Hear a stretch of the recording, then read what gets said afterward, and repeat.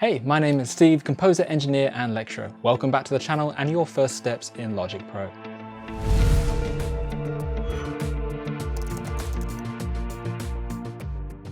In this course, we have introduced you to Logic Pro and the basic features you need to start making some music. Across the 8 videos, we have introduced you to Logic, told you about its requirements and some of the materials you need. We've introduced you to the interface and the basic setup and how to use audio tracks and software instruments. We've even dived a little bit into the mixing territory and taken a look at the signal flow and how to use audio plugins and automation. And we just wrapped up with all of our project management, saving, exporting, and sharing of files. Well done on reaching the end. It is a big achievement. It's something that you've committed to, followed through with, and now you have a little bit of knowledge to help you get started making your music. You should be proud of taking the time to learn something new and to learn this new program with us. And I really look forward to seeing what you create with Logic Pro. You can, of course, at any time come back to these videos just for a little bit of a recap or to revisit a topic. These could become like reference videos for you in your first steps into Logic Pro. No doubt when you start in your first project, you might want to come back and revisit a few things. So I will always be here to help you out with that.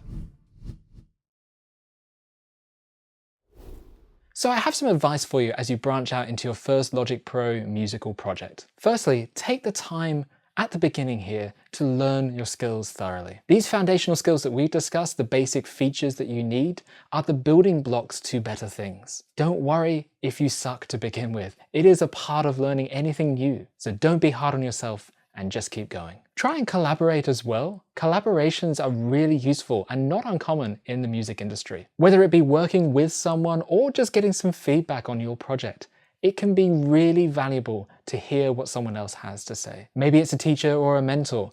Maybe it's a fellow student or someone just like you starting their journey. Anybody can offer just a little bit of help and support. And you never know, you could pick up a really useful skill that saves you some time. Skill sharing is a huge part of the music industry, so get out there and start sharing and see what you can pick up. Logic Pro is always updating. A little word of caution about that. New features and new skills are always nice to have, but make sure that you turn off auto updates. I would hate for an update to come through halfway through your project and ruin it for you. Many producers are often 1 version or 2 versions behind because of this fact. Sometimes when Logic updates, you need to then update a bunch of external plugins. Sometimes your MIDI interface or something might need a new driver or entirely not work. That does happen. So it's something to be aware of as you start with your music production, just to be cautious of those updates. And finally, not just one for Logic Pro, but for music production in general. Don't give up. So many people do, so please don't. It will be difficult to begin with. The learning curve will be huge. But if you persevere, it will be worth it in the long run. Allow yourself to make mistakes. Allow yourself the time to do that. And never stop chasing this goal.